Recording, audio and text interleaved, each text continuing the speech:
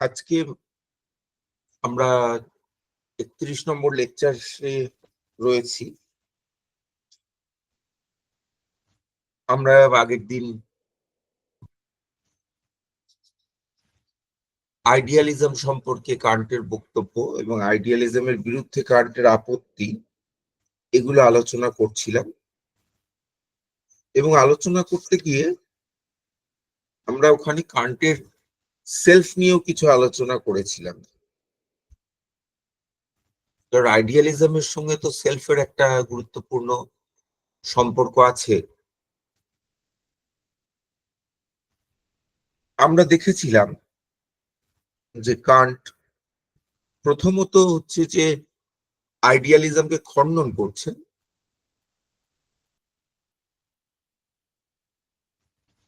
Object গুলোকে আমরা directly experience করি, অবজেক্ট গুলোকে ডাইরেক্টলি এক্সপিরিয়েন্স করি। এখন এখানে একটা বড় সমস্যা আছে যে ফিজিক্যাল অবজেক্টকে ডাইরেক্টলি এক্সপিরিয়েন্স করা মানে কি? এই ফিজিক্যাল অবজেক্টটা হচ্ছে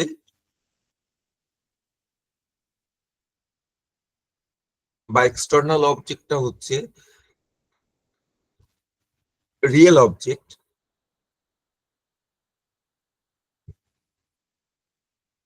এবং এটা এম্পিরিক্যালি রিয়েল।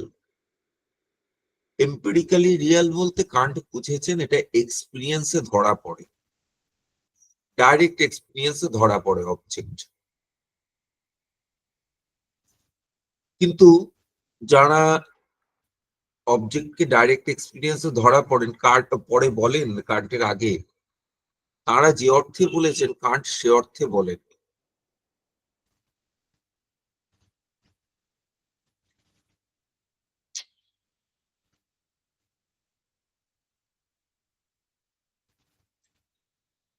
কান্টের কাছে ডাইরেক্টলি ধরা পড়ে অর্থ হচ্ছে এটা ডাইরেক্ট এক্সপিরিয়েন্সে আসে। এখন অন্যদের কাছে, কান্টের আগের যারা, তাদের কাছে যখন তারা রিয়েলিস্ট, যারা রিয়েলিস্ট তারা বলবেন ডাইরেক্টলি ধরা পড়া মানে অবজেক্টটা বাইরে আছে এবং সেটাকে আমরা ডাইরেক্টলি জানি। কান্টের কথাটা সেরকম নয়, অবজেক্টটা বাইরে আছে আমরা ডাইরেক্টলি জানি এরকম নয়। অবজেক্টটাকে আমরা জানি থ্রু কনস্ট্রাকশন। অবজেক্টটাকে আমি কনস্ট্রাক্ট করি মানেই সেটা আনরিয়াল, মনের ব্যাপার এরকম নয়। আমরা একটা তুলনা দিয়ে, একটা অ্যানালজি দিয়ে বুঝতে পারি যে টেবিলটাকে আমরা কনস্ট্রাক্ট করি, টেবিলটা একটা কনস্ট্রাক্ট, তার মানে টেবিলটা মনের বিষয় এমন নয়। কান্টের কাছে ঠিক তেমনি, যে অবজেক্ট গুলো কনস্ট্রাক্ট, কিন্তু কনস্ট্রাক্ট হলে মনের বিষয় নয়। কিন্তু এখানে কেউ বলতেই পারেন যে আমি আসলে ভূমিকা করছি পরের সেকশনটা যাওয়ার জন্য, আগের সেকশনটা আলোচনা হয়ে গেছে, তার থেকেই পরের সেকশনটায় যাওয়ার জন্য আমরা ভূমিকা করছি।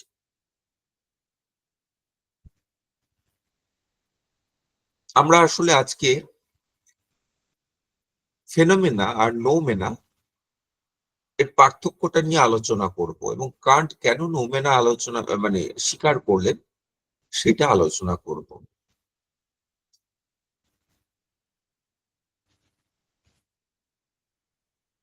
কেউ এখন আপত্তি করে বলতে পারেন আমরা এই পয়েন্ট পর্যন্ত পৌঁছালাম যে কনস্ট্রাকশন হলেই যে সেটা আনরিয়াল সেটা নয়।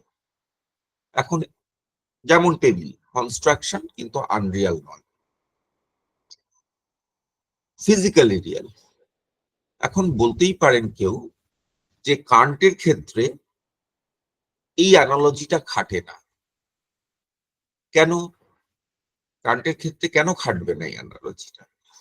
তার কারণ হচ্ছে যে টেবিলটা দেখো ফিজিক্যাল অবজেক্ট, যেমন উড, তারপরে নেলস, এসব দিয়ে তৈরি টেবিলটা, এবং তার কনস্ট্রাকশনটা একটা ফিজিক্যাল কনস্ট্রাকশন। কিন্তু কান্টের ক্ষেত্রে যে অবজেক্টের কনস্ট্রাকশন, ট্রান্সেন্ডেন্টাল ডিডাকশনে আমরা দেখেছিলাম তার যে অবজেক্টিভ সাইডটা ছিল সেটাই দেখেছিলাম যে কান্টের ক্ষেত্রে অবজেক্টের ডিডাকশনটা হচ্ছে ইনসাইড আউট, অর্থাৎ মনের ভেতর থেকে কনস্ট্রাকশন। কি করে সেন্সিবিলিটি আমাদের ডেটা দেয়, তারপরে আন্ডারস্ট্যান্ডিং তাতে কনসেপ্ট অ্যাপ্লাই করে এবং অবজেক্ট কনস্ট্রাক্টেড হয়, তার একটা বিস্তৃত ব্যাখ্যা কান্ট দিয়েছেন। এখন সেই ব্যাখ্যাটা মানলে টেবিলের সঙ্গে আর তুলনা খাটে না, কারণ টেবিলটা তো ফিজিক্যাল অবজেক্ট দিয়ে তৈরি, কিন্তু কান্ট যে যে এলিমেন্ট দিয়ে অবজেক্টের কনস্ট্রাকশনটা এক্সপ্লেন করছেন, ব্যাখ্যা করছেন, সেই সেই উপাদানগুলো মনের ভেতরের বিষয়, মনের ভেতরের থেকে আসে। তাহলে অবজেক্টটা তো মনের ভেতরের বিষয় হয়ে যায়। মনের ভেতরেও তো আমরা অনেক কিছু কনস্ট্রাক্ট করি। হ্যাঁ, এটা ঠিকই যে কনস্ট্রাক্ট করলেই সেটা মনের বিষয় নয়, যেমন টেবিল, কিন্তু কনস্ট্রাক্ট করলে যে সেটা বাহ্য বিষয় হবেই এমন তো কোনো নিয়ম নেই। মনের ভেতরেও আমরা অনেক কিছু কনস্ট্রাক্ট করি, যেমন সোনার পাহাড়, আকাশ কুসুম, মনের ভেতর কনস্ট্রাক্ট করি, তাহলে সেগুলো মনেরই বিষয়। অবজেক্টটা কেন ফিজিক্যাল বিষয় হবে? এটা উত্তর কার্ট ফেনোমেনন ওমেনের আলোচনায় যতখানি দিয়েছেন তার থেকে বেশি অ্যাম্ফিবলি অফ কনসেপ্টস অফ রিফ্লেকশন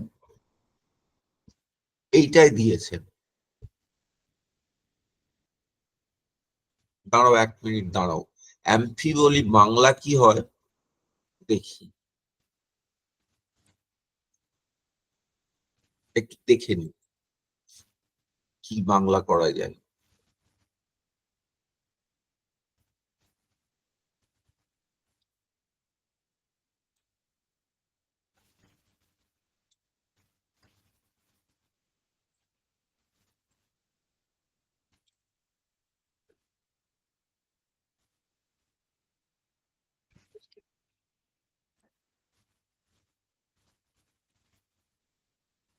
এটা এক প্রকার ফ্যালাসি, কিন্তু তার বাংলা কি হয় সেটা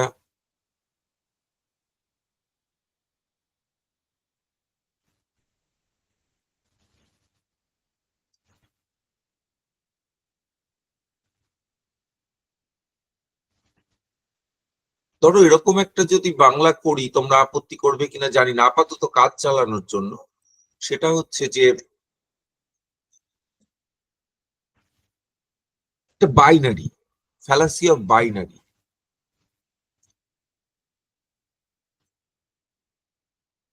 আসলে কান্ট কতগুলো বাইনারি ধরেছেন, যে বাইনারি গুলো লাইবনিজ মেনেছেন এবং তার মধ্যে কি অসুবিধা সেটা দেখাচ্ছেন।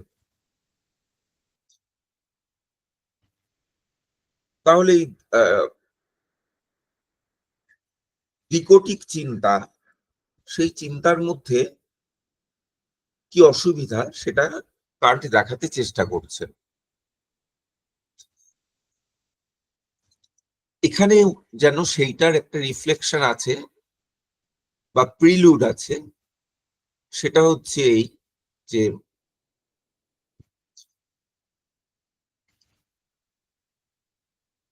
আমরা যে ইনার আউটারের যে বাইনারিটা যত স্ট্রংলি করি, অতটা স্ট্রংলি করা যাবে না।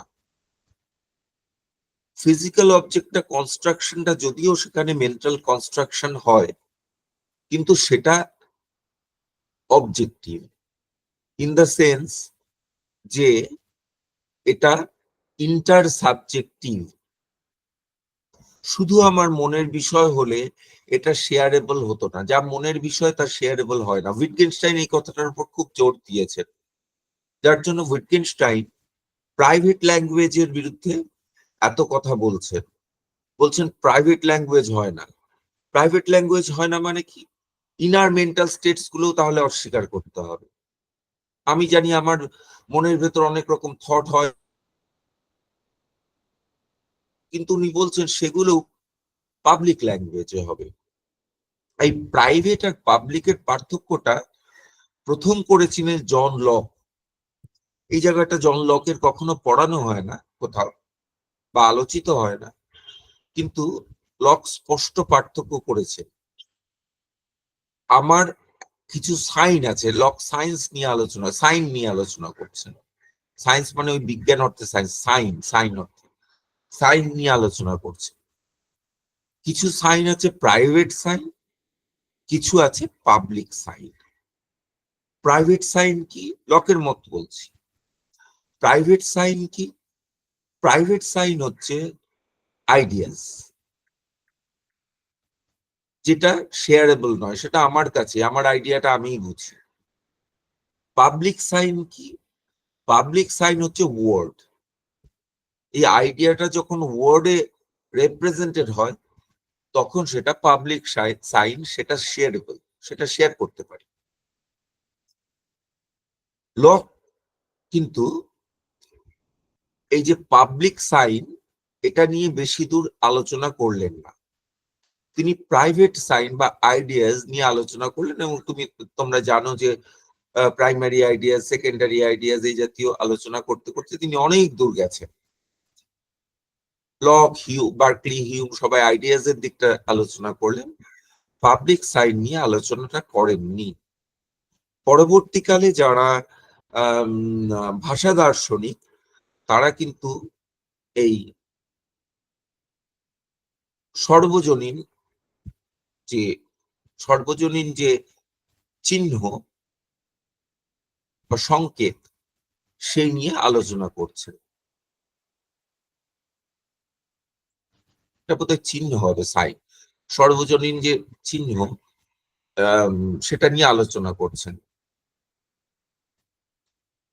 হ্যাঁ, সিম্বলটাকে সংকেত বলে, সাইনটাকে চিহ্ন বলে। কাজে সর্বজনীন চিহ্ন নিয়ে আলোচনা পরবর্তীকালে যারা ভাষা দার্শনিক তারা করেন।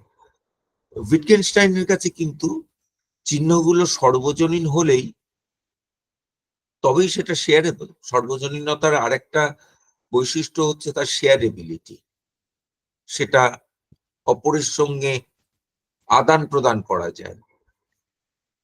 কিন্তু যদি ব্যক্তিগত ভাষা হয়, প্রাইভেট সাইনের মতো কিছু হয়, সেটা আদান প্রদান করা যাবে না, তাহলে সেটার কোনো অর্থ নেই।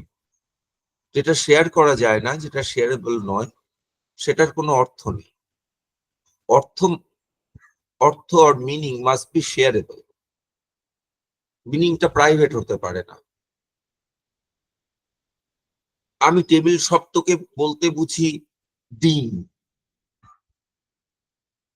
এ তো শেয়ার করতে পারবো না।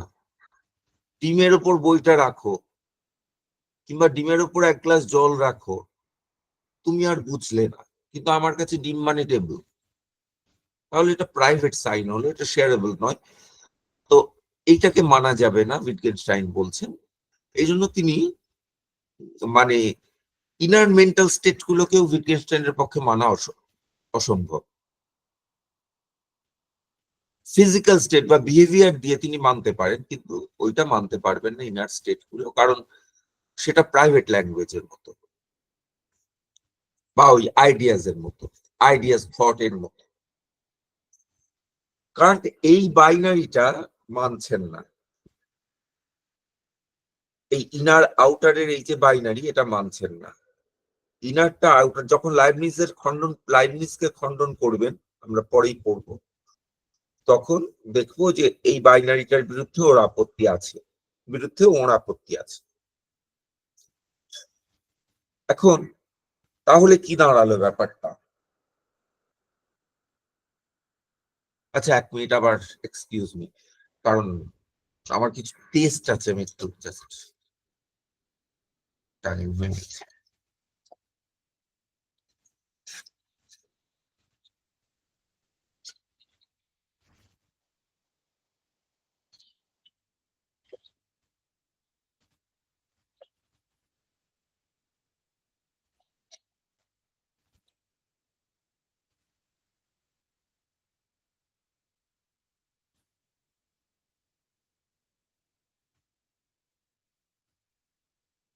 তাহলে যেটা ইনার, কনস্ট্রাকশনটা ইনার, কিন্তু সেটা আউটার হয়ে যেতে পারে। আউটার এ অর্থে যে শেয়ারেবল, এই জন্য আউটার। আরেকটা সেন্সে আউটার, যেখানে উনি লাইবনিজকে চেপে ধরবেন। আমার বলাটা অদ্ভুত এই কারণে যে আমি যখন বলি তখন খেয়াল করে দেখবে যে আমি পরে যেটা বলবো সেটা আগে কিছুটা বলে দিই। আমার কেন যেন মনে হয় যে পরের আলোচনাটার সঙ্গে আগের আলোচনাটা যোগ করবার জন্য আগে থেকে একটু বলা দরকার। এখন এই ইনার থেকে আউটার, ইনার টু আউটার, এটা লাইবনিজের সবার ক্ষেত্রেই আছে, সব দার্শনিকের ক্ষেত্রেই আছে। কিন্তু এটা যেহেতু একটা, যদি তুমি একটা স্ট্রিক্ট বাইনারি করো, তাহলে যারা ইনার থেকে শুরু করবেন, যারা বাইরে থেকে শুরু করবেন তারা সবটাকে বাইরের বলবে। যারা ইনার থেকে শুরু করবেন, যেমন লাইবনিজ ইনার থেকে শুরু করলেন, শেষ পর্যন্ত গিয়ে দাঁড়ালেন কি সবটাই ইনার। আমরা ইনকমপ্লিটলি জানি তাই, কিন্তু যদি কমপ্লিটলি জানি তাহলে জানতে পারবো সবটাই ইনার।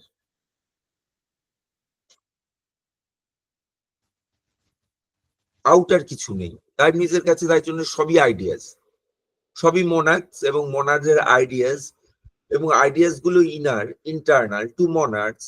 মোনাডস আর উইন্ডোলেস, বাইরে থেকে কিছু আসবে না, এবং এই কজালিটি এটসেট্রা সবই কিন্তু ইনার ভেতরেই আছে।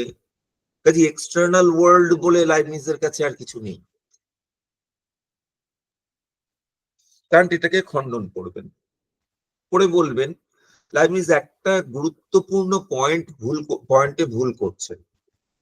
সেই পয়েন্টটা হচ্ছে এই অবজেক্ট গুলোর ক্ষেত্রে একটা সেন্সেশন থাকে। সেন্সেশনের অর্থ কি আমরা সেটা বলেছিলাম একদম।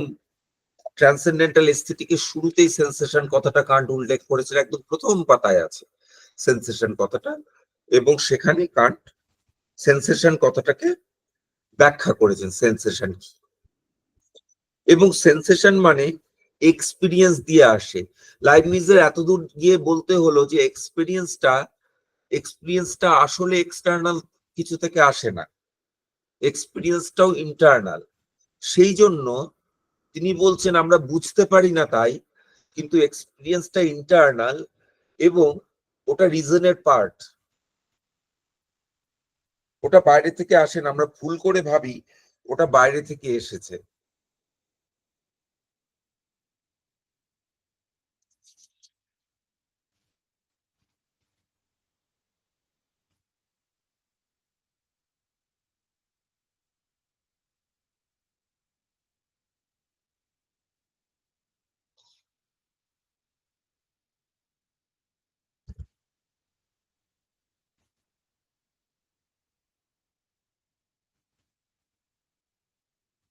হ্যাঁ,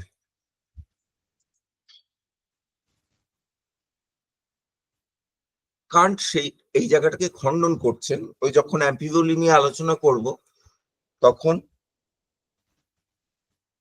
আচ্ছা, অ্যাম্ফিবোলির সঙ্গে আমরা দ্বিকোটিক বিভাজনের কথা বলেছিলাম, কিন্তু অ্যাম্ফিবোলি অ্যাজ সাচ দ্বিকোটিক বিভাজন নয়।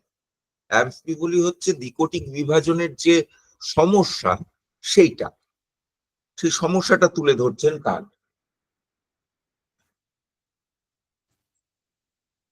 তো এখানে ইনার থেকে আউটার হচ্ছে, এবং ইনার আউটারের যে স্ট্রিক্ট বাউন্ডারি, কান্ট একটা বাউন্ডারি মানছেন, কিন্তু যে স্ট্রিক্ট বাউন্ডারি অন্যান্য ফিলসফিতে আছে, লাইবনিজের ফিলসফিতে আছে, সেটা কান্ট মানছেন। তিনি বলছেন যে ইনার থেকে আউটার হয় এবং আউটারটা রিয়েল আউটার অবজেক্টিভ। এবং আমরা এরপর একটা প্রশ্ন তুলবো, যে প্রশ্নটার উত্তর আমি জানি না, আরো পড়তে হবে, হয়তো বা পাওয়া যাবে না, জানি না। এখন কান্ট তাহলে বললেন যে আউটার অবজেক্টকে আমরা ডাইরেক্টলি এক্সপিরিয়েন্স করতে পারি। তাহলে কান্ট ডাইরেক্ট রিয়েলিস্ট।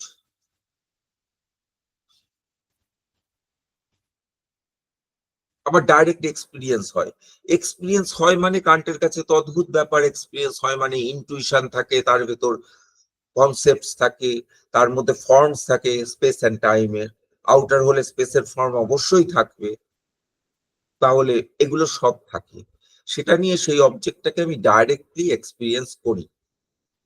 অনেকটা বৌদ্ধদের মতন মত যে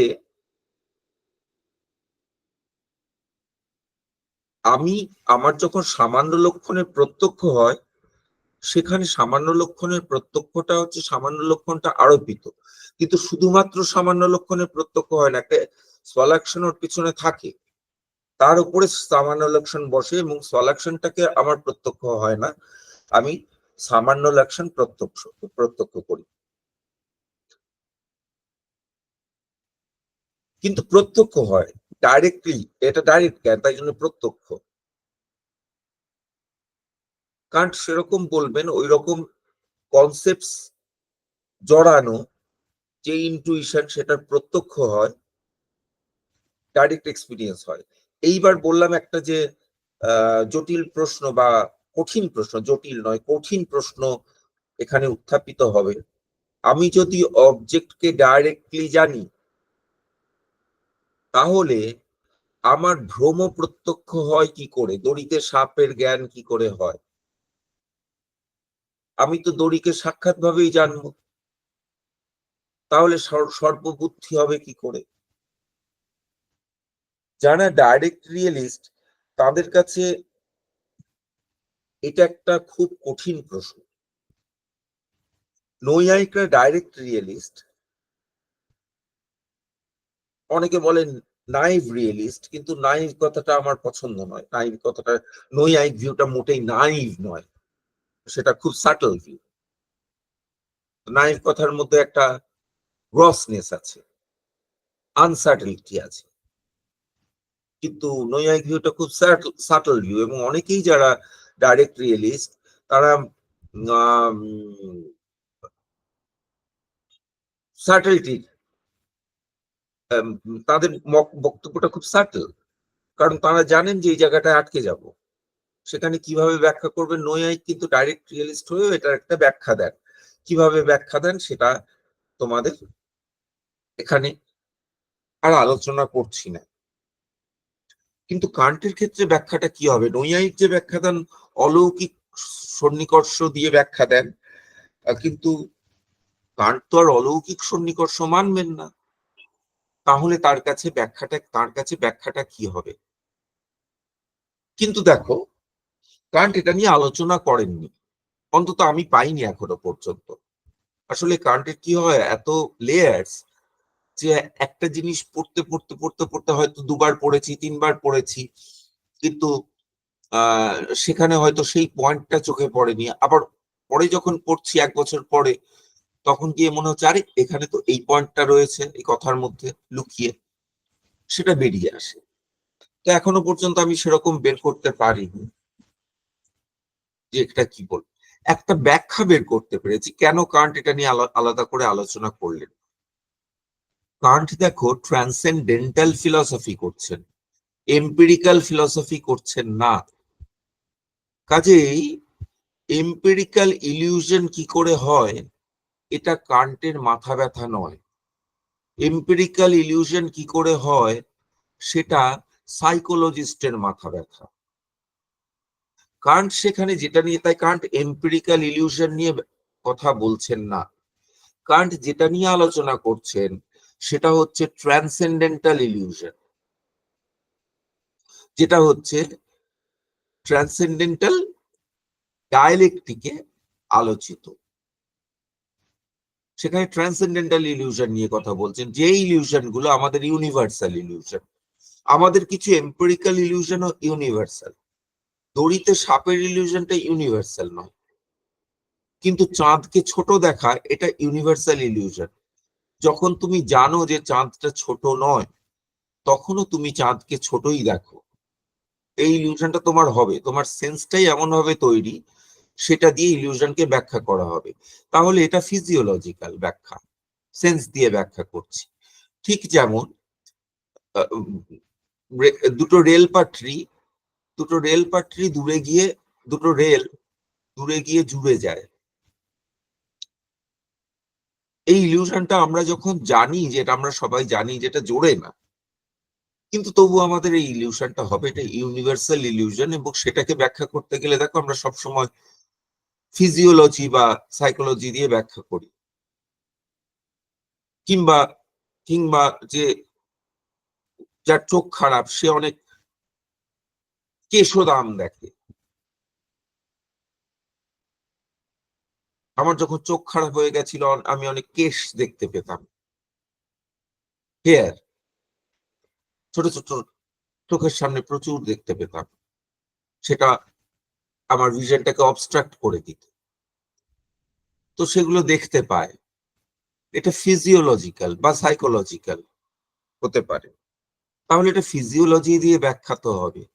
এই জন্য কান্ট মনে হয় এই কারণেই কান্ট এম্পিরিক্যাল ইলিউশনকে নিয়ে আলোচনা করেননি, কারণ ওটা ফিজিওলজি ব্যাখ্যা করতে পারে, ফিলোসোফারের ওখানে কিছু করার নেই। কান্ট ট্রান্সেন্ডেন্টাল ইলিউশন নিয়ে আলোচনা করেছে। এইবারে ফিরে আসি আমাদের মূল আলোচনা, আগের আলোচনায়, যেটা থেকে আমরা একটু ব্যাখ্যা করতে করতে একটু আশপাশের বিষয় আলোচনা করছিলাম। সেটা হচ্ছে নোমেনা, ফিনোমেনা আর নোমেনার পার্থক্য কি। আমরা একেবারে শুরুতে যখন গ্রন্থটা শুরু হচ্ছে ট্রান্সেন্ডেন্টাল এস্থেটিক দিয়ে, সেখানে একটা শব্দ নিয়ে আমি খুব এমফেসিস দিয়ে পড়িয়েছিলাম, সেটা হচ্ছে অ্যাপিয়ারেন্স। এবং অ্যাপিয়ারেন্স ব্যাখ্যা করতে গিয়ে আমরা বলেছিলাম the undetermined object of an empirical intuition. আমরা বলিনি, এটা কান্টের থেকে পড়েছিলাম। The undetermined object of an empirical illusion. আচ্ছা, লাইবনিজ থেকে আলাদা করে যেটা বলেছিলাম ওই পয়েন্টটা হাইলাইট করি, এমফাসাইজ করি, যে মানে যাতে তোমরা ভুলে না যাও যে লাইবনিজের ফিলসফিতে কেন এরকম আইডিয়ালিজম হচ্ছে। কান্ট বলছেন লাইবনিজ সেন্সেশনের ভূমিকাটা, জ্ঞানের ক্ষেত্রে সেন্সেশনের ভূমিকাটাকে টোটালি ইগনোর করছেন। কান্ট সেন্সেশনের ভূমিকাটার গুরুত্ব অত্যন্ত কান্টের দর্শনে, যার জন্য ইন্টুইশন নিয়ে এত আলোচনা, একটা আলাদা চ্যাপ্টার লিখেছেন অত বড়, যেখানে ইন্টুইশন নিয়ে আলোচনা করা হয়েছে। সেটা হচ্ছে এস্থেটিক, ট্রান্সেন্ডেন্টাল এস্থেটিক।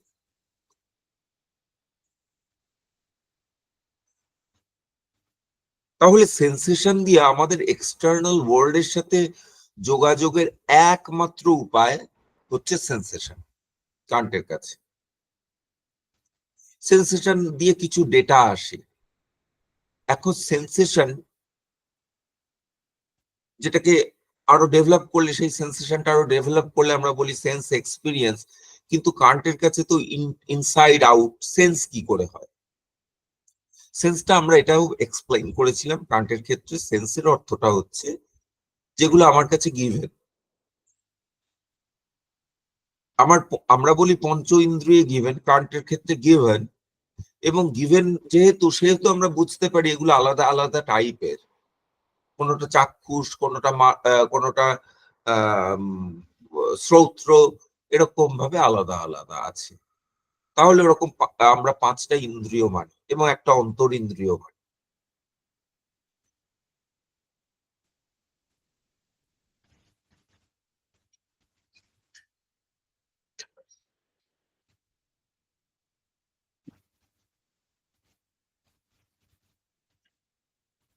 এবার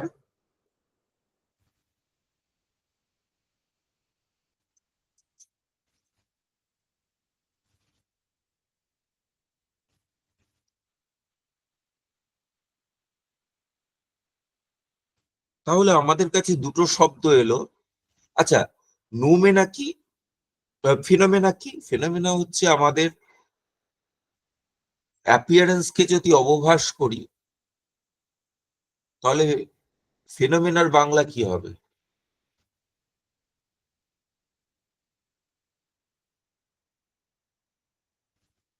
যাই হোক, যা হোক, পরে করবো। এক্ষুনি এই পার্থক্যটা করতে হবে, কান্ট করেছেন, এই পার্থক্যটা বাংলায়ও করতে হবে, কিন্তু বাংলাটা এক্ষুনি আমার মাথায় আসছে না, ভেবে চিন্তে করতে হবে যে ঠিক ঠিক লাগছে এরকম। এক জায়গায় বলছেন অ্যাপিয়ারেন্স, এক জায়গায় বলছেন ফিনোমেনা। তোমরা তো কনফিউজড হয়ে যাবে যে অ্যাপিয়ারেন্স আর ফিনোমেনা তাহলে পার্থক্য কি হলো। তাহলে অ্যাপিয়ারেন্স থেকে শুরু করি, ফিনোমেনা বল। স্বাভাবিক ভাষায় বললেন আনডিটারমিন্ড অবজেক্ট অফ এম্পিরিক্যাল ইনটুইশন, তাহলে অবজেক্ট অফ এম্পিরিক্যাল ইনটুইশনটা হচ্ছে ফিনোমেনা। এম্পিরিক্যাল ইনটুইশন কেন? কারণ কান্ট দু রকমের ইনটুইশন বলে, এম্পিরিক্যাল ইনটুইশন আর পিওর ইনটুইশন। পিওর ইনটুইশনের অবজেক্ট হচ্ছে space and time. Space and time ফিনোমেনা হতে পারে না, কারণ ফিনোমেনা স্পেস অ্যান্ড টাইমে অকার করে, স্পেস অ্যান্ড টাইমে অকার করে না।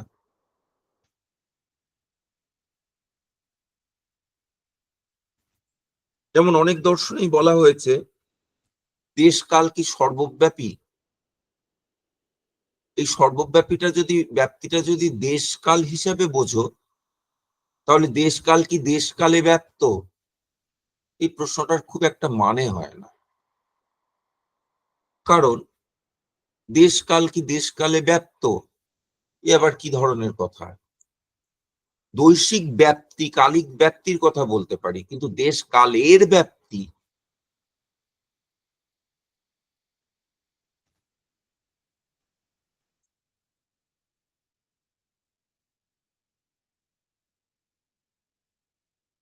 এই কথাটার মানে খুব একটা দাঁড়ায় না। দেশকাল ব্যাপ্ত হলে কিসের উপর ব্যাপ্ত হবে? দেশকালের ব্যাপ্তি আছে, তার নিজেরই ব্যাপ্তি আছে, কিন্তু সেটা কিসের ওপর ব্যাপ্তি হবে? একটা মাদুরকে তুমি বিছিয়ে দিতে পারো দেশে, তাহলে তার দৈশিক ব্যাপ্তি আছে, কিন্তু দেশের আবার কিসের দৈশিক ব্যাপ্তি কি করে থাকবে? তার দৈশিক ব্যাপ্তি হবে, তার নিজস্ব ব্যাপ্তি আছে।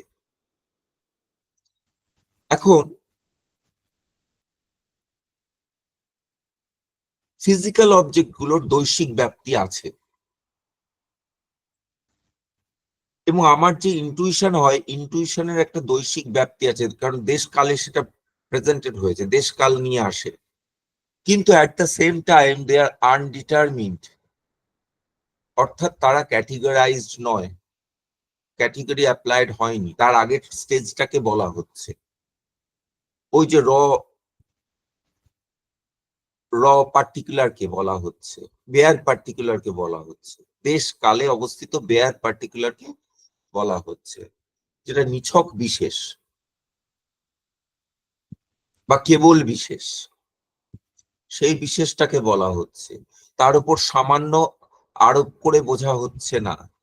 এই বিশেষটাকে আমরা সাইকোলজিক্যালি পাই না, ট্রান্সেন্ডেন্টালি পাই। এটা হচ্ছে অ্যাপিয়ারেন্স। ফিনোমেনা কি? ফিনোমেনা একটা ব্রডার টার্ম, আরো ব্যাপক। অ্যাপিয়ারেন্সটাও ফিনোমেনা। নিয়মটা হচ্ছে সব অ্যাপিয়ারেন্সই ফিনোমেনা, সব ফিনোমেনা অ্যাপিয়ারেন্স নয়। তাহলে ফিনোমেনার মধ্যে আর কি থাকে? ফিনোমেনার মধ্যে আর একটা জিনিস থাকে, সেটা হচ্ছে এই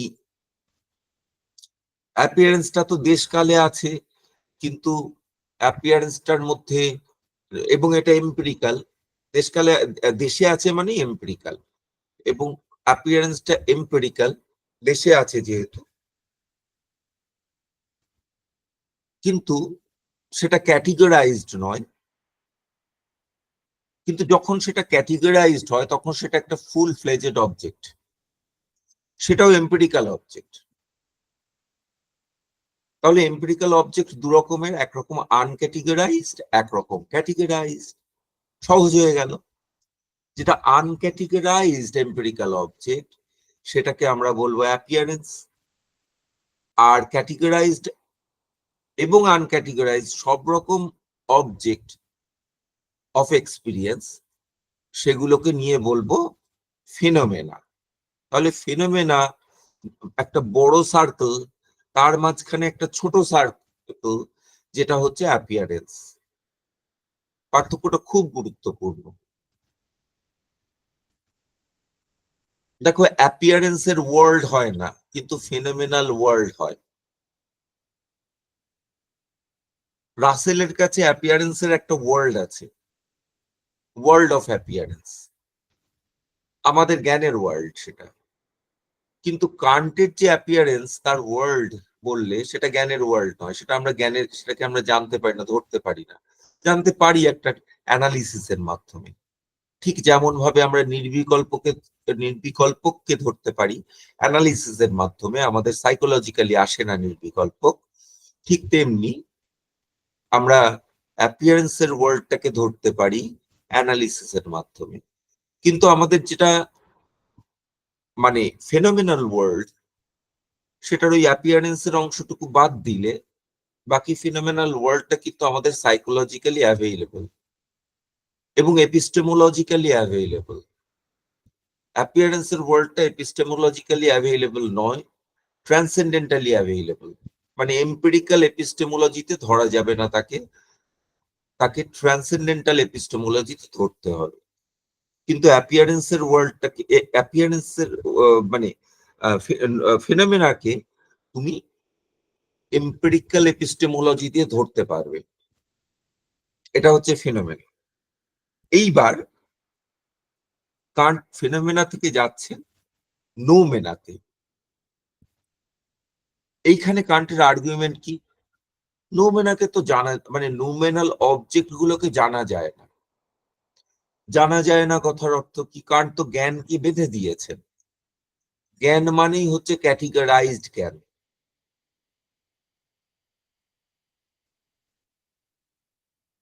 তাহলে জ্ঞান কথাটা কান্টের ক্ষেত্রে খুব টেকনিক্যাল এবং খুব লিমিটেড, তার স্কোপটা খুব লিমিটেড।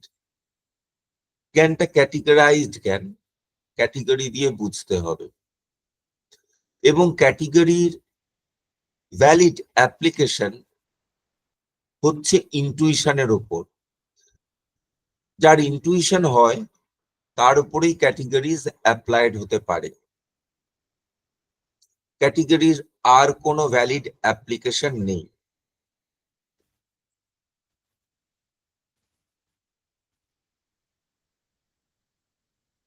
কিন্তু ক্যাটেগরির আর কোনো ভ্যালিড অ্যাপ্লিকেশন নেই বলার মানে এটা নয় ক্যাটেগরির আর কোনো অ্যাপ্লিকেশন নেই। ক্যাটেগরির আর কোনো ভ্যালিড অ্যাপ্লিকেশন, কিন্তু ক্যাটেগরির অ্যাপ্লিকেশন আছে। দেখো,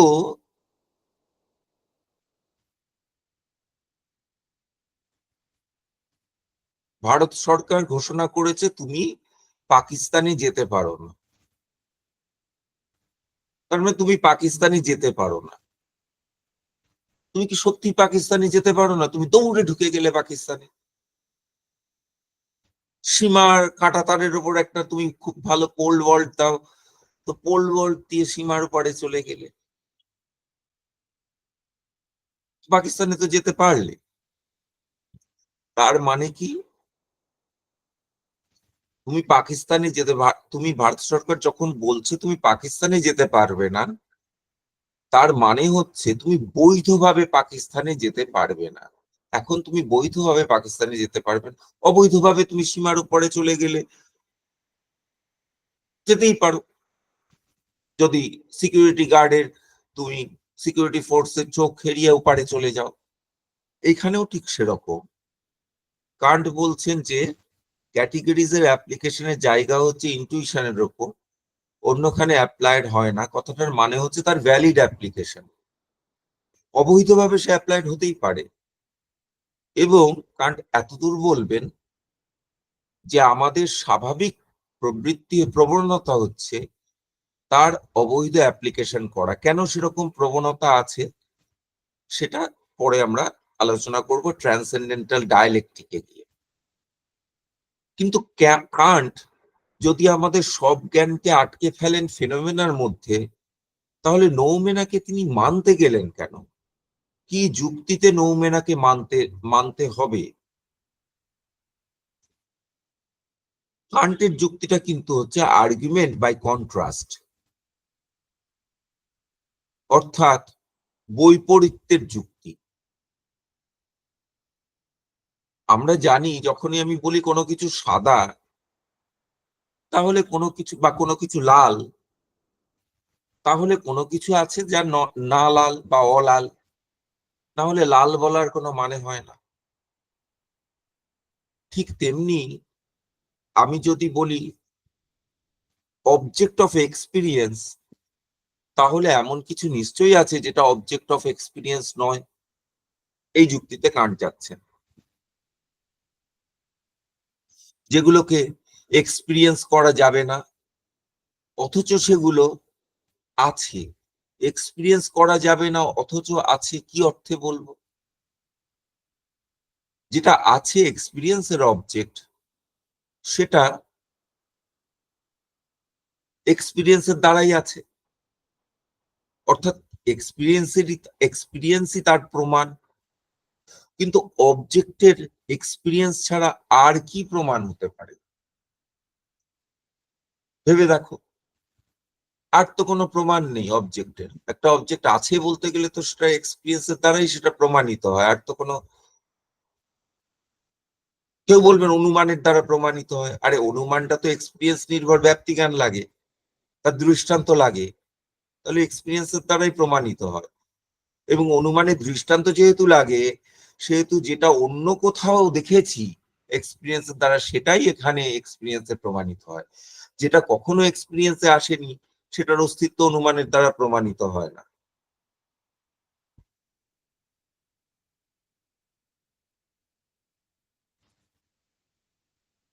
হলো এই যে লাস্ট যে কথাটা বললাম, যা কখনো এক্সপিরিয়েন্সে আসেনি তা অনুমানের দ্বারা প্রমাণিত হয় না, এই কথাটা খুব কন্টেনশিয়াস কথা। সবাই এটা মানবেন না। যদি নৈয়ায়িককে জিজ্ঞাসা করো, তারা বলবেন যা কখনো এক্সপিরিয়েন্সে আসেনি তা অনুমানের দ্বারা সিদ্ধ হতে পারে। তাহলে আমরা খুব একটা গ্রে জোনে ঢুকে যাচ্ছি এখন। যে এক্সপিরিয়েন্স হয়নি তা অনুমানের দ্বারা কি করে প্রমাণিত হতে পারে? তা যদি প্রমাণিত না হতে পারে, তাহলে পরমাণু, সে তো কোনোদিন এক্সপিরিয়েন্স হয়নি, হবেও না। অনুমানের দ্বারা এটা সিদ্ধ হয় না। ঈশ্বর অনুমানের দ্বারা সিদ্ধ হবে না। অদৃষ্ট অনুমানের দ্বারা সিদ্ধ হবে না। এরকম বহু জিনিস। তোমার সংস্কার অনুমানের দ্বারা সিদ্ধ হবে না। তোমার আত্মার অস্তিত্ব অনুমানের দ্বারা সিদ্ধ হবে না। কান্ট বলছেন সত্যি অনুমানের দ্বারা সিদ্ধ হয় না। নৈয়ায়িকরা বলবেন হয়, কান্ট বলবেন হয় না। এরকম হয় না। কান্ট এখানে নৈয়ায়িকের, এইখানেই পয়েন্টে নৈয়ায়িকের থেকেও বেশি নৈয়ায়িক, ভারতীয় দার্শনিকদের থেকেও বেশি ভারতীয় দার্শনিক, যে ওই দৃষ্টান্তের জায়গাটা খুব স্ট্রিক্ট ধরে রাখবেন, স্ট্রিক্টলি ধরে রাখবেন। ওর বাইরে তুমি যেতে পারবে না, ওটাকে এক্সটেন্ড করা যাবে না।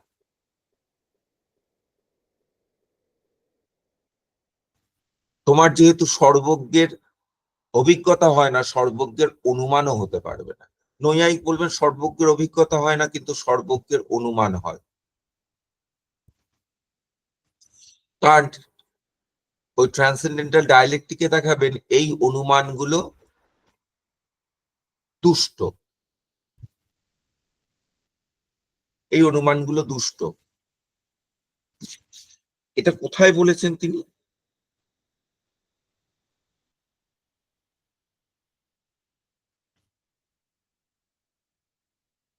এটার আলোচনা আছে ওই যেগুলো হচ্ছে অ্যান্টিনোমিজ অফ পিওর রিজন। উনি তো ট্রান্সেন্ডেন্টাল ডায়ালেক্টিকে দুরকম ফ্যালাসি নিয়ে আলোচনা করেছেন, প্যারালজিজম এবং অ্যান্টিনোমিজ। ওই আমি আবার পরের কথা আগে বলে দিচ্ছি, প্যারালজিজম এবং অ্যান্টিনোমিজ। যেখানে অ্যান্টিনোমিজ অফ পিওর রিজন আলোচনা করছেন, সেখানে তিনি আলোচনা করছেন, যদি তোমরা ফার্স্ট এবং সেকেন্ড অ্যান্টিনোমি দেখো, সেখানে এই আলোচনাটা স্পষ্ট হবে। গড এক্সিস্টস, এটা তুমি কিছুতেই প্রমাণ করতে পারবে না, কান্ট বলছে। কারণ তুমি যেই প্রমাণ করতে চাইবে গড এক্সিস্টস, আমি প্রমাণ করে দেবো গড ডাজন্ট এক্সিস্ট। একইভাবে প্রমাণ করে দেবো। তুমি যেই প্রমাণ করবে ফ্রিডম এক্সিস্টস, আমি একই সঙ্গে প্রমাণ করে দেবো ফ্রিডম ডাজন্ট এক্সিস্ট। কাজে এগুলো অ্যান্টিনমি আছে, এই আর্গুমেন্ট গুলো ভ্যালিড নয়। এবং তুমি কোনো আর্গুমেন্ট এই দুটো যে বিপক্ষ যুক্তি, পরস্পর বিরোধী যুক্তি, সেই পরস্পর বিরোধী যুক্তি দুটো অ্যাকচুয়ালি এটা একটা বিপ্রতিপত্তি যুক্তি। এখানে বিপ্রতিপত্তি দোষ আছে এই যুক্তিগুলোর মধ্যে। কিন্তু বিপ্রতিপত্তিতে নৈয়ায়িক বা মীমাংসক এরা বলবেন বিপ্রতিপত্তি যুক্তিতে আমার যদি একতর পক্ষপাতিনী যুক্তি থাকে, অর্থাৎ একটা পক্ষ বলবত্তর হয়, তাহলে সেখানে আমি একটা পক্ষকে এস্টাবলিশ করে দিতে পারবো, স্থাপন করে দিতে পারবো। কান্ট বলছেন এখানে কোনো পক্ষেই বলবত্তর যুক্তি হয় না, কারণ বলবত্তর যুক্তি হতে গেলে আলটিমেটলি ওটা এক্সপিরিয়েন্স দিয়ে আসতে হবে। এখানে এক্সপিরিয়েন্স দিয়ে কিছু সাপোর্ট পাওয়া যায় না, কাজে কোনো পক্ষেই বলবত্তর যুক্তি পাবে না, যেহেতু একটা এক্সপিরিয়েন্সিয়াল ওয়ার্ল্ড এর বাইরে ওয়ার্ল্ড। তাই এখানে তুমি তোমার বলবত্তর যুক্তি পাওয়ার কোনো চান্স নেই।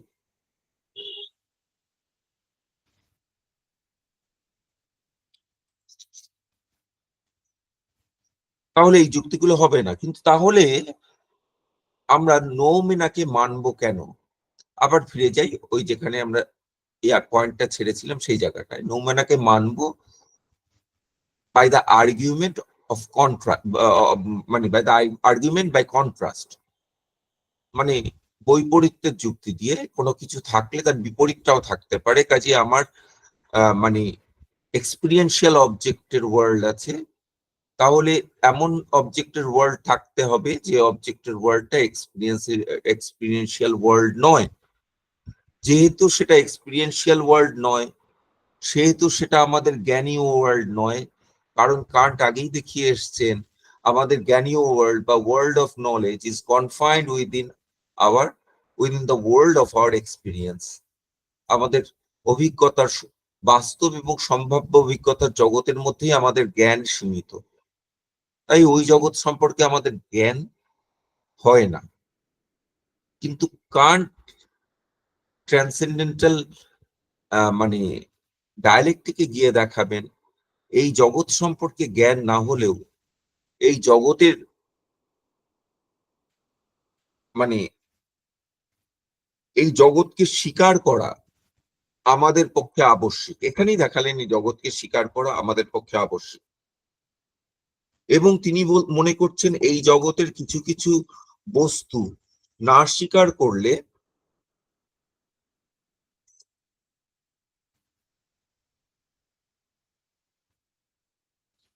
এই জগতের কিছু কিছু বস্তু স্বীকার না করলে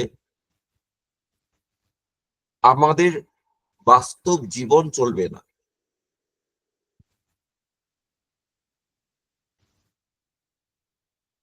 সেটার জন্য কান্ট আরেকটা বই লিখেছেন, critic of pure practical reason.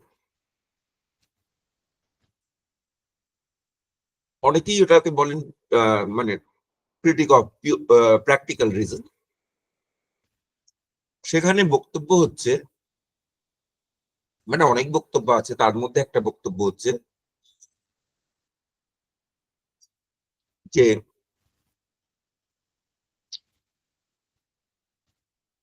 আমাদের ব্যবহারিক জীবন চালাতে গেলে কিছু কিছু জিনিস আমাদের ধরে নিতে হয়, মেনে নিতে হয়।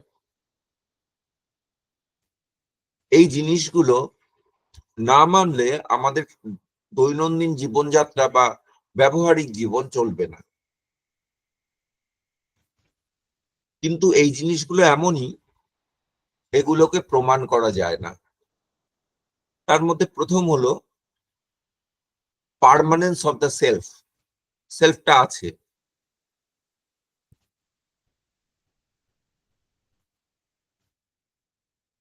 দেখো বৌদ্ধদের খুব সমস্যা এইখানে, যে বৌদ্ধরা উঠে সকালে দাঁত ব্রাশ করবেন কেন? করার দরকার নেই। সকালে বা রাত্রে যখনই দাঁত ব্রাশ করেন, কেন করবেন? করার দরকার নেই। কারণ সেলফটা তো আনরিয়াল, মোমেন্টারি, পার্মানেন্ট সেলফ নেই। কালকে যে থাকবে তার জন্য আজকে আমি দাঁত ব্রাশ করবো কেন? আমার কি স্বার্থ আছে? এই সমস্যা হয়।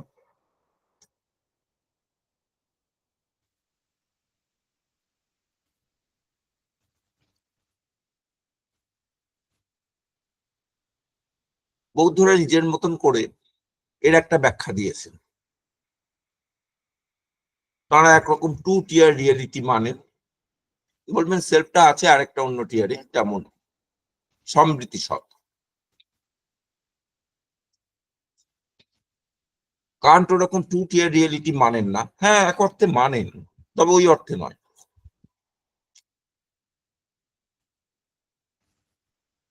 কান্টেরও দুটো টিয়ার আছে, দুটো স্তর আছে, একটা হচ্ছে ফিনোমেনা আর একটা হচ্ছে নোমেনা।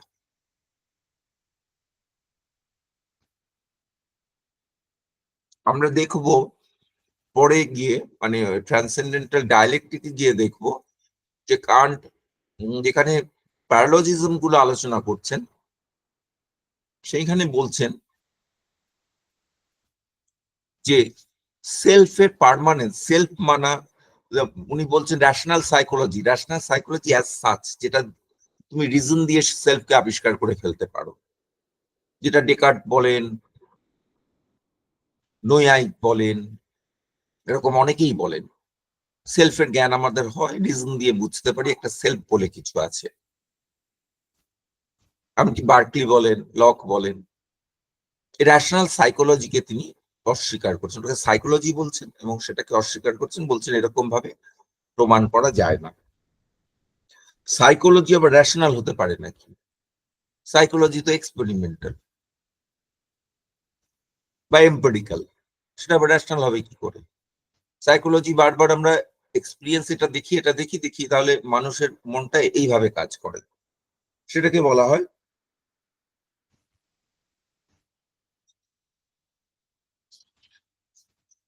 সাইকোলজি।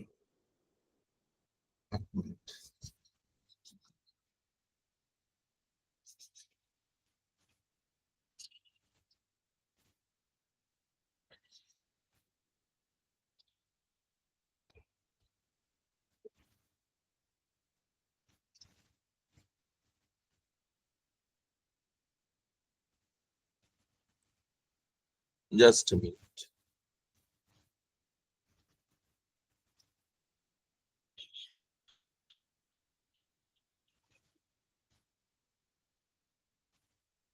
হ্যাঁ, ওটাকে বলে সাইকোলজি। কান্ট বলছেন সাইকোলজি দিয়ে সেলফকে ধরা যাবে না, রেশনাল সাইকোলজি দিয়ে সেলফকে ধরে, এম্পিরিক্যাল সাইকোলজি তো ধরাই যাবেই না। হ্যাঁ, একটা এম্পিরিক্যাল সেলফ মেনেছেন, সেটা আমরা আগে দেখেছি। যেখানে রেফিউটেশন অফ আইডিয়ালিজমের আলোচনা করছিলাম, সেখানে আমরা দেখেছি যে এম্পিরিক্যাল সেলফ বলে একটা কিছু মেনেছেন। কিন্তু ওই রকম রেশনাল সেলফ বা রেশনাল সাইকোলজির যে সেলফ, সেটাকে মানে মানলে সেই আর্গুমেন্ট গুলো, যে আর্গুমেন্ট দিয়ে মানা হয়, সেই আর্গুমেন্ট গুলোর মধ্যে প্যারালজিজম আছে। প্যারালেলিজম মানে একটা সেটা এক রকমের দোষ হয়, সেখানে একটা ট্রান্সেন্ডেন্টাল ফ্যালাসি হয়। সেটা হচ্ছে fallacy of which is comparable with fallacy of 4 terms. আমাদের একটা সিলোজিজমে যদি 4 টার্মস থাকে, তাহলে একটা ফ্যালাসি হয় সেরকম একটা ফ্যালাসি, চতুষ্পদী দোষ, এরকম একটা দোষ হয়।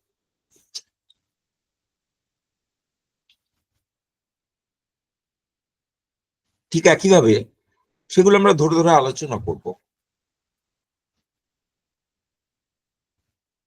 সেলফের পার্মানেন্স, এটাকে মানলেও সেরকম একটা দোষ হয়। কিন্তু কান্ট বলছেন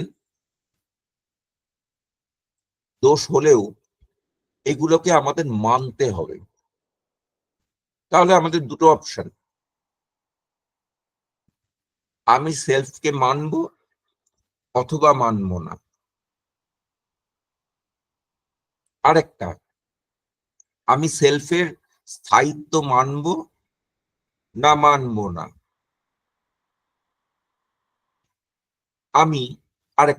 আমি স্বাধীনতা, ইচ্ছার স্বাধীনতা মানব না মানব না। কোনো পক্ষে যুক্তি দেওয়া যাবে না, যুক্তিগুলো দুষ্ট, চতুষ্পদ ঘটিত দোষ হয় যুক্তিগুলোতে। ঈশ্বর, আমি ঈশ্বর মানব না মানব না।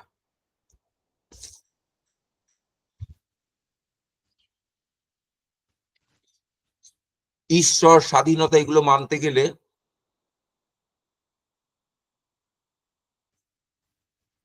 ওই অ্যাম্বিভ্যালি হয়। সেলফ মানতে গেলে প্যারালালিজম হয়।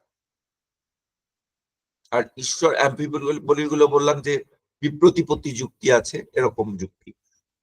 ঈশ্বর মানতে গেলে, ফ্রিডম বা স্বাধীনতা মানতে গেলে এগুলো হয়। কিন্তু তারপরের পয়েন্ট আমার দুটো, তাহলে এগুলো সব নুমেনাল ব্যাপার।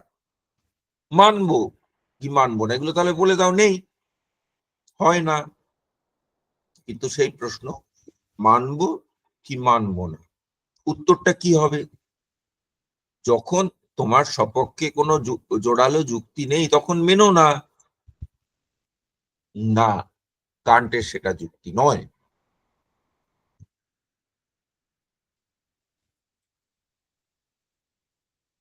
যুক্তিটা হলো, এখানে একটা প্র্যাগমেটিক যুক্তি দিচ্ছেন। মানলে কি হয়, না মানলে কি হয়। এগুলোকে না মানলে আমার প্র্যাকটিক্যাল লাইফ চলবে না। মানলে আমার প্র্যাকটিক্যাল লাইফ ঠিকভাবে চলবে। সেই জন্য এগুলোকে মানবো, প্রমাণ করতে পারবো না, সেই জন্য এগুলো আছে। তাহলে এক ধরনের জিনিস আছে যেগুলো এক্সপিরিয়েন্সের দ্বারা আছে, এক্সপিরিয়েন্স দ্বারা প্রমাণিত হয়ে আছে। এক ধরনের জিনিস যেগুলো পস্টুলেট হিসাবে, আমার প্রিসাপোজিশন হিসাবে আছে। আমার যে কোনো ব্যবহারিক কাজের জন্য, ওই যেমন বললাম খুব সহজ কাজ, তুমি দাঁত ব্রাশ করবে কি করবে না, এটার জন্য তোমার পার্মানেন্স অফ দ্য সেলফ এটা মানতে হবে। তোমার ভবিষ্যতে দাঁতের ব্যথা হবে এটা ভেবে তুমি আজকে দাঁত ব্রাশ করছো, তার মানে কি তোমার সেলফের পার্মানেন্স আছে, এটা প্রুভ করতে পারবে না। কিন্তু ওইটা না মানলে তোমার আজকে দাঁত ব্রাশ করার কোনো মানে হয় না।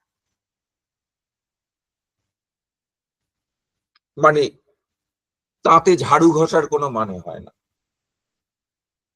তুমি যদি মানো যে তোমার সত্তাটা, তোমার আত্মা, আত্মা মানে যাই বোঝো, শরীর নিয়ে বোঝো, শরীর বাদ দিয়ে বোঝো, হোয়াট এভার, সে আত্মার স্থায়িত্ব আছে, নিত্যত্ব বলছি না, স্থায়িত্ব আছে, পার্মানেন্স আছে, তাহলেই তুমি সেই কাজটা করবে। একইভাবে তোমার কোনো কাজের জন্য তুমি কেন পাকিস্তানে এখন ঢুকেছো, পাকিস্তানে ঢোকা বারণ, কেন ঢুকেছো, তোমাকে ধরে সাজা দেবো আমি, ধরে যাক আমি মোদি কিংবা অমিত শাহ, তোমায় ধরে সাজা দেবো তুমি কেন পাকিস্তানে ঢুকেছো, তখনই পারবো যদি আমি ধরে নিই তোমার ইচ্ছার স্বাধীনতা আছে। কেন ওই টেরোরিস্টদের ধরে সাজা দেওয়া হবে, তখনই সাজা দেওয়া হবে যদি এটা ধরে নেওয়া হয় তাদের ইচ্ছার স্বাধীনতা আছে। কিন্তু ইচ্ছার স্বাধীনতা কিছুভাবেই, কান্ট দেখাচ্ছেন ইচ্ছার স্বাধীনতা কিছুতেই প্রমাণ করা যাবে না, প্রমাণ করার কোনো রাস্তা নেই। কিন্তু আমাদের মানতে হবে, নাহলে হাত গুটিয়ে বসে থাকো, আইন আদালত সব তুলে দাও, সিকিউরিটি ফোর্স তুলে দাও, কালকে আর কাজে যেও না। তোমার তো কোনো ইচ্ছার স্বাধীনতা নেই, তুমি ইচ্ছা করলে যেতেও পারবে না। তোমায় আমি কোনো উপদেশ দিতে পারবো না যে অমুক বইটা পড়ে রাখো, তুমি তো পড়ে দেখো বলার কোনো মানেই নেই। তাহলে কান্ট কিন্তু তাহলে দেখো কিরকম একটা, মানে পাকাল মাছের মতন খেলছেন, যে আমি কাদার মধ্যে থাকবো, গায়ে কাদা মাখবো না, আমি এপারও ওপারও সাঁতারও কাটিবো, তবু জল তো ছোবো না, আমার যেমন বেনি তেমনি রবে, আমি চুল ভিজাবো না। তিনি পুরো তার এপিস্টোমোলজিতে বলে এসেছেন যে আমাদের যে ওয়ার্ল্ডের জ্ঞান হয় সেই ওয়ার্ল্ডটা ডিটারমিন্ড ওয়ার্ল্ড। তাহলে ফ্রিডমের জায়গা কোথায়? ফ্রিডম বলে তো কিছু নেই সেই ওয়ার্ল্ডটা, সেটা পুরোপুরি নিউটনিয়ান ল অনুসারে চলে। কিন্তু এইখানে এসে উনি কায়দা করে এটা, তার প্রিলিউডটা এখানে যার জন্য বললাম, তিনি ডায়ালেকটিকে গিয়ে এটাকে নিয়ে অনেক আলোচনা করবেন, কিন্তু এখানে বলছেন ফিনোমেনা বাইরে একটা নোমেনা বলে আছে, জানেন বলে বলছেন না, মানেন বলে বলছেন। এটা মানতে হবে। কেন মানতে হবে তার রিজন গুলো এই। এখন তোমাদের প্রশ্ন থাকলে বলো।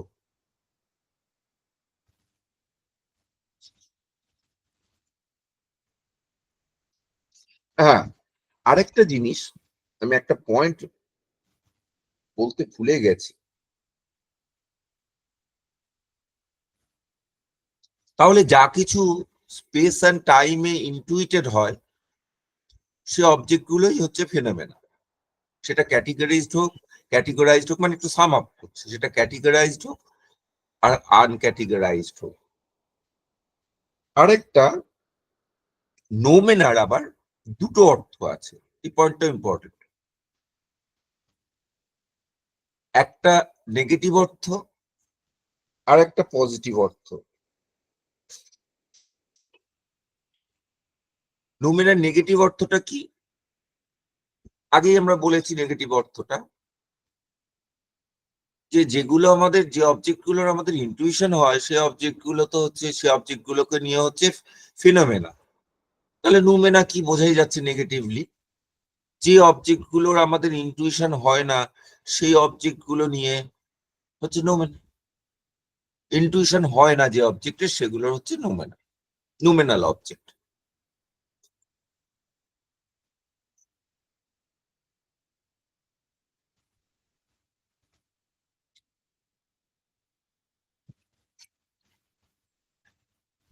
এটা নেগেটিভ অর্থ। পজিটিভ সেন্সটা কি? পজিটিভ সেন্সটা হচ্ছে আমাদের এমন কিছু অবজেক্ট আছে যেগুলোর আমাদের এম্পিরিক্যাল ইনটুইশন হয়, আর এমন কিছু অবজেক্ট আছে যেগুলোর আমাদের রেশনাল ইনটুইশন হয়, যেমন কজালিটি, রেশনাল ইনটুইশন হয়। গড সম্পর্কে আমাদের রেশনাল, এক্সিস্টেন্স অফ গড সম্পর্কে আমাদের রেশনাল ইনটুইশন হয়। এই অবজেক্ট গুলো হচ্ছে নোমেনাল অবজেক্ট, যেগুলো সম্পর্কে আমাদের রেশনাল ইনটুইশন হয়। কান্ট এই সেকেন্ড সেন্সে অর্থাৎ পজিটিভ সেন্সে নোমেনা মানেন না। তাহলে কান্টের সেন্সটা হচ্ছে, কান্টের নোমেনার সেন্সটা হচ্ছে নেগেটিভ সেন্স, যে objects which are not noumenal objects are objects which are not intuited.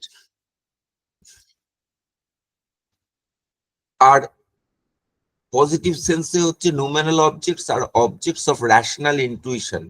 Kant doesn't accept rational intuition. যেভাবে ন্যাশনালিস্টরা ন্যাশনাল ইনটুইশন মেনেছিলেন, কান্ট সেই ন্যাশনাল ইনটুইশন মানেন না। কাজেই কান্টের কাছে পজিটিভ সেন্সে নোমেনা নেই, নেগেটিভ সেন্সে নোমেনা আছে। আমি এখানে শেষ হলাম, এবং তোমাদের যদি কোনো প্রশ্ন থাকে বলো। স্যার, একটা ছোট জায়গা একটু জাস্ট ক্লিয়ার করতে চাইছি। সেটা হচ্ছে, যেখানে আপনি ইচ্ছা স্বাধীনতার কথাটা বললেন এবং এক্সাম্পল হিসাবে বললেন ওই টেররিস্টদের কথা, যে তাদের ইচ্ছা স্বাধীনতা আছে বলে আমরা মানে তাদেরকে শাস্তি দেওয়ার কথা বলা হচ্ছে। কিন্তু এখানে পার্টিকুলার ওই কেসটাতেই বলছি যে এরকম তো একটা আমাদের আমরা জানি যে উম, এইরকম একটা কিছু লোককে ধরে তাদেরকে এমন ভাবে ট্রেন করা হয় যে সেখানে তাদের ব্যক্তিগত ইচ্ছার কোনো ভূমিকা নেই, যা কমান্ড দেওয়া হবে সেটা ফলো করতে তারা বাধ্য। হ্যাঁ, যেমন আর যদি একটুখানি আরো ফ্যান্টাসির দিকে যাই, তাহলে সেই মগজ ধোলাইয়ের কথা যেরকম যা বলে দেওয়া হয়েছে সেইভাবে যান্ত্রিক ভাবেই করবে, মানে তারা বাকি কাজকর্ম জৈবিকভাবে মানুষের মতো করলেও এই পার্টিকুলার কেসে তারা কমান্ডের বাইরে এক চুলো নড়তে পারবে না। তো এই যে কিন্তু যখন তারা ধরা পড়ছে তখন তারা সাজা পাচ্ছে। তো এখানে ইচ্ছা স্বাধীনতার ব্যাখ্যাটা কিভাবে হবে? না, এখানে একেবারে খুব সিম্পল ইচ্ছা স্বাধীনতার ব্যাখ্যা। দেখো, ইচ্ছার স্বাধীনতার ব্যাখ্যাটা হচ্ছে তোমার সাজা বা তোমার রেসপন্সিবিলিটি, সাজা পর্যন্ত যাচ্ছে না, তোমার responsibility is proportionate to your freedom of will. যার মগজ ধোলাই হয়েছে তার তো ইচ্ছা স্বাধীনতা নেই, তার রেসপন্সিবিলিটিও নেই।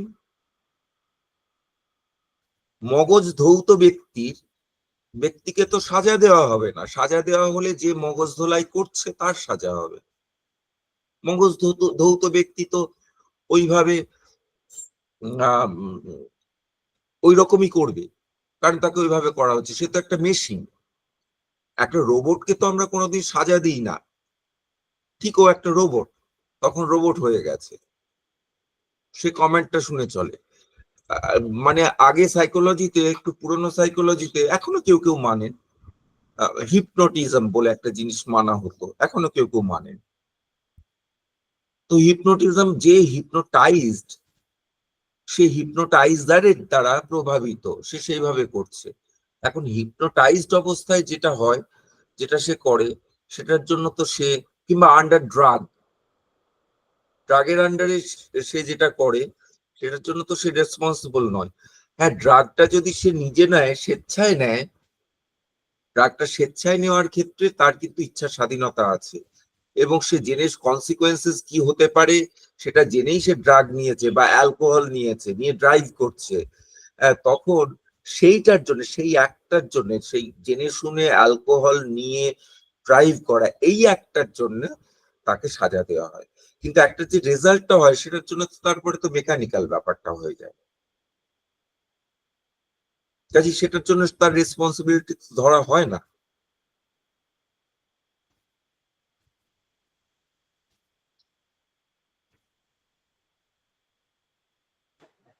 আচ্ছা বলো, হ্যাঁ, তাহলে বলো। স্যার মানে বলছিলাম এই ক্ষেত্রে তাহলে তো বিষয়টা তাহলে চাপিয়ে দেওয়া হলো এই আপনি যে পার্টিকুলার এক্সাম্পলটা দিলেন সেটা নিয়ে ভাবছিলাম যে তাহলে তো এটা ওই ব্যক্তিকে, যে ব্যক্তি কমেন্ট মেনে ক্রাইমটা করেছে হুম। সেই ব্যক্তিকে ধরে সাজা দেওয়াটা, এটা তো তাহলে ঠিক হলো না।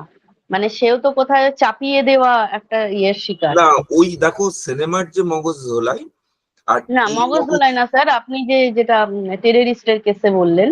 হুম, এখানে দেখো সাজাটা চাপিয়ে দেওয়া হলো না, কারণ হচ্ছে টেরোরিস্টের এই ফ্রিডম ছিল যে ও ওই ট্রেনিংটার ভিতর যাবে কিনা বা ওই ফেথটার ভিতর যাবে কিনা। হুম, ফেথটা তোমার নেওয়ার ক্ষেত্রে একটা ফ্রিডম আছে, ফেথটা যদিও তোমাকে ইনজেক্ট করা হয়, কিন্তু তুমি একসময় নো বলতে পারো, এই স্বাধীনতাটা আছে তোমার, তুমি নো বলনি। রাইট। এবং এখানে আরেকটা জিনিস ধরে নেওয়া হচ্ছে, তোমার র্যাশনালিটিকে প্রিসাপোজ করে নেওয়া হচ্ছে, যে তুমি র্যাশনাল, তুমি যতই ইরেশনাল কাজ করো তোমার ভেতর একটা র্যাশনালিটি আছে।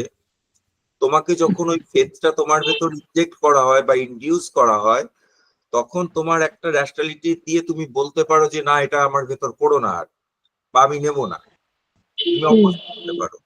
কিন্তু সেটা তুমি করোনি, তুমি সেটার কিছু বেনিফিট পাচ্ছিলে, সেটার কিছু কমফোর্ট পাচ্ছিলে, comfort of community support or whatever, তাই জন্য তুমি সেটাকে অ্যাকসেপ্ট করে নিয়েছো। তার কনসিকুয়েন্স গুলো তুমি জানতে, জেনে বা না জেনে তুমি এটাকে অ্যাকসেপ্ট করে নিয়েছো কিছু বেনিফিটের জন্য, যে কমিউনিটি সাপোর্ট পাবো, আমার আখরিয়াতে ভালো হবে। হ্যাঁ, তো আখরিয়াতে কি হবে, না হলে আমি জবাব দিতে পারবো না আখরিয়াতে, তা তুমি মেনে নিয়েছো। তো সবসময় তো নিজের ভালো দেখছো, ভালোটা তো ভালোই বোঝো, হুম। আর অন্যের খারাপটা তখন বুঝতে পারছো না, এটা তো হতে পারে না। এটা কি কোথাও ওই সার্ট্রিয়ান কনসেপ্ট অফ ফ্রিডমের কাছাকাছি যায় বা সিমিলারিটি আছে বলতে পারি? ভাবতে হবে, জানো তো, তুমি যদি ভাবো এক্ষুনি প্রশ্ন করলে সব না, না, তা আমি নয় জবাব স্যার। দিয়ে দিতে আমার পারবো। একটা আবঝা মনে এলো তাই জাস্ট প্রশ্নটা রাখলাম, সেটা অবশ্যই নয়। দেখো, Thank you. ছাত্রের কাছে ফ্রিডমটাই রিয়েল এবং ওটা অ্যাবসলিউট।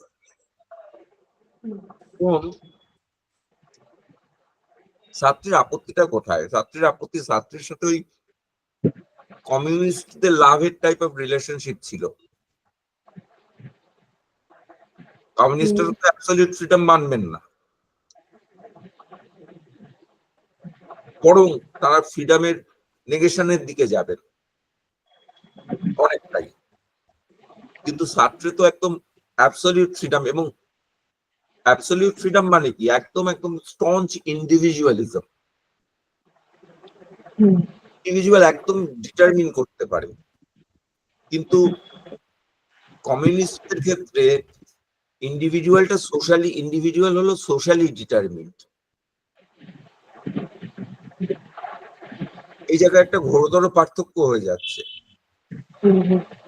কাজে তুমি যদি অমুক ক্লাসে থাকো, তাহলে তুমি তমুক ক্লাসেরই, ওই ক্লাসেরই তোমার সাইকোলজি হবে। তার প্যারামিটারের মধ্যে থেকে তোমার ফ্রিডম, তার বাইরে তোমার ফ্রিডম নেই। You are in change. তুমি আরেকটা ক্লাসে থাকলে তুমি আরেক রকম ফ্রিডম পাবে। এখন ছাত্রের কাছে তো ফ্রিডম অ্যাবসলিউট, গার্ডের কাছে ফ্রিডম একেবারে নেই। ফ্রিডমটা প্রিসাপোজিশন, তাহলে এটা একটা আলাদা পজিশন হলো। এটা একটা প্রিসাপোজিশন হিসাবে আছে।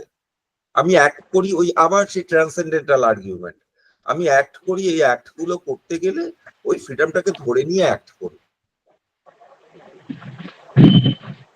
কিন্তু ফ্রিডম একটা এক্সিস্টেন্সিয়াল এন্টিটি, এটা তো কান্ট বলতে চাইবেন না।